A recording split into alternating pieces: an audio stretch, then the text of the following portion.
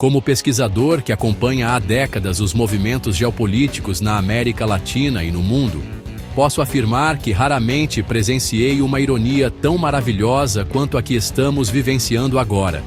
Donald Trump, ao apertar o cerco sobre o Brasil com tarifas e sanções ao Supremo, entregou de bandeja o que pode ser o maior presente político da carreira de Luiz Inácio Lula da Silva. Observo com fascínio, usando a palavra do conselheiro do Trump certa vez sobre Lula, como o que deveria ser uma pressão econômica devastadora, transformou-se no catalisador de uma reviravolta política que poucos de nós, pesquisadores de geopolítica, previmos. Estamos testemunhando em tempo real a materialização do que chamamos de efeito bandeira, quando ameaças externas consolidam o apoio interno ao governo. É um fenômeno que estudei em diversos países, mas nunca vi aplicado de forma tão clara e imediata. Analiso as 694 exceções concedidas por Trump para aproximadamente 4.000 produtos brasileiros e vejo ali muito mais que uma estratégia comercial errática. Aeronaves da Embraer, suco de laranja, ferro gusa e petróleo passaram ilesos, enquanto café e carne, duas joias do agronegócio brasileiro, permaneceram na mira.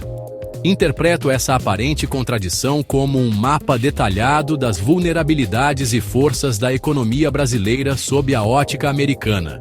As exceções não foram concessões benevolentes, mas cálculos frios sobre onde os Estados Unidos podem e não podem abrir mão dos produtos brasileiros sem prejudicar sua própria economia. É uma lição de realpolitik em sua forma mais crua, apesar de mal calculada dessa vez, porque lá agora o preço da carne e café estão nas alturas. Preciso contextualizar a magnitude da mudança que estou observando. Ainda no início deste ano, acompanhei Lula, que Barack Obama certa vez chamou de o político mais popular do planeta, preocupado com índices de aprovação. A economia até mostrava sinais positivos, mas com um Congresso totalmente contra os interesses do governo e da população, a situação estava ficando difícil. A oposição havia encontrado seu ritmo, martelando incessantemente as narrativas baseadas em fake news, permanecia como uma sombra sobre sua figura política. Em minhas análises de março e abril, considerava sua recuperação política bem difícil. Mas então, Trump entrou em cena e tudo mudou. Os números que analiso são inequívocos. Segundo a pesquisa Atlas Bloomberg, de 31 de julho, 50,2% dos entrevistados já aprovaram o governo Lula, contra 49,7% de desaprovação. A primeira vez desde outubro de 2024 que sua aprovação superou a rejeição. Em junho, esses números eram 47,3% de aprovação. Confirmei a tendência com a pesquisa Genial Quest. Aprovação saltando de 40% em maio para 43% em julho. Mas o dado que mais me impressiona é este. 64% dos eleitores brasileiros agora veem Lula como um representante melhor do Brasil no cenário global do que Bolsonaro. Um salto que considero espetacular em relação aos 51% de novembro de 2023. Identifico Trump como o melhor cabo eleitoral de Lula. A ironia que observo é maravilhosa para nós, analistas da política internacional. Trump, ao tentar pressionar o Brasil, forneceu exatamente o que Lula precisava para revitalizar sua presidência. Um inimigo externo claro e poderoso contra o qual lutar. Lula sempre foi assim. Ele precisa de um grande adversário para se sentir revigorado. E isso não existe mais no Brasil. Examino os números da rejeição a Trump no Brasil, e eles são eloquentes. 73,2% dos brasileiros têm uma visão negativa do presidente americano. Um aumento que considero significativo, 16 pontos percentuais desde abril.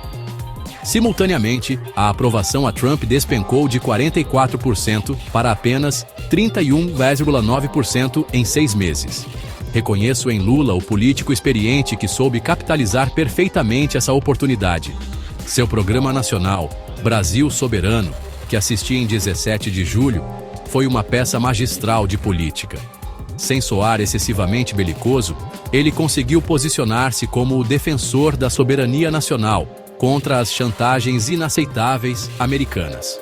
Quando ouvi Lula declarar aos brasileiros, esperávamos uma resposta, e o que recebemos foi uma chantagem inaceitável, na forma de ameaças às instituições brasileiras e com informações falsas sobre o comércio entre o Brasil e os Estados Unidos. Identifiquei imediatamente uma frase que soará como música nos ouvidos de qualquer eleitor que preza pela dignidade e soberania nacional. Enquanto isso, o dragão asiático ganha terreno. Enquanto acompanho a deterioração da imagem americana no Brasil, observo um movimento tectônico do outro lado do mundo. A China, com sua típica paciência estratégica que aprendi a respeitar ao longo dos anos, capitaliza cada movimento em falso de Washington. Analiso os números do Pew Research Center como um termômetro dessa transformação. A confiança dos brasileiros na China como principal economia mundial saltou de 30% em 2023 para quase 50% em 2025. No mesmo período, a confiança nos Estados Unidos recuou de 42% para 35%. Para alguns pode parecer uma diferença pequena, mas em geopolítica, tendências importam mais que números absolutos. E a tendência que identifico é cristalina. O Brasil está se afastando de Washington e se aproximando de Pequim. Considero a resposta chinesa às tarifas americanas um manual de diplomacia. Wang Yi, ministro das Relações Exteriores chinês, em conversa com Celso Amorim, afirmou que a China apoia firmemente o Brasil. Tudo isso sem mencionar nominalmente os Estados Unidos, mantendo o tom elegante que caracteriza a diplomacia chinesa. A união faz a força, postou estrategicamente a embaixada chinesa no Brasil.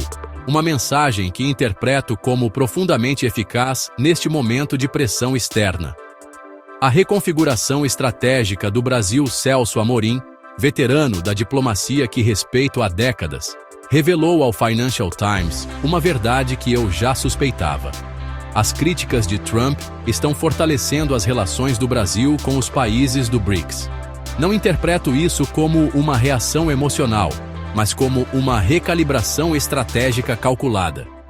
Vejo o objetivo brasileiro com clareza: diversificação máxima e redução da dependência de um único parceiro. As relações com Europa, América do Sul e Ásia ganham prioridade absoluta em minha avaliação. O acordo União Europeia-Mercosul, que acompanho há décadas patinando, ganha nova urgência neste contexto. Com pouco mais de um ano para as eleições de outubro de 2026, observo o cenário político brasileiro sendo completamente reescrito. Bolsonaro, que politicamente neutralizado pelo STF, assiste, enquanto Trump inadvertidamente fortalece seu maior rival. Lula, que já sinalizou estar disposto a um quarto mandato, vê suas perspectivas eleitorais se iluminarem, justamente quando eu as considerava mais sombrias. O homem que acompanhei governar de 2003 a 2010 parece ter encontrado, nas ameaças de Trump, o combustível para reacender sua chama política. Minha conclusão: o jogo continua. As negociações Brasil-Estados Unidos terão muitos altos e baixos. Trump pode recuar, intensificar ou oferecer concessões. Mas uma coisa já considero clara em minha análise: a opinião pública e a política governamental brasileira estão se movendo firme e consistentemente em uma direção, e não é em direção a Washington.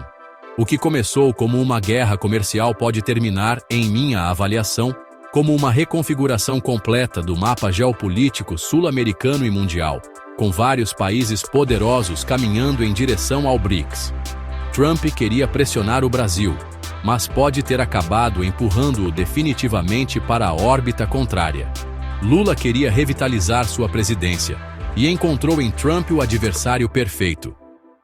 No grande xadrez da política internacional que estudo há décadas, às vezes os movimentos mais agressivos produzem os resultados mais inesperados.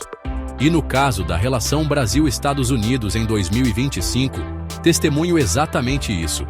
Uma jogada que pretendia ser um checkmate, mas que pode ter resultado em um tiro no pé de proporções históricas. Posso afirmar: o jogo continua, mas as peças já se moveram de forma irreversível no tabuleiro geopolítico global. Se você gostou desse vídeo, inscreva-se, curta e comenta. Abraço fraterno.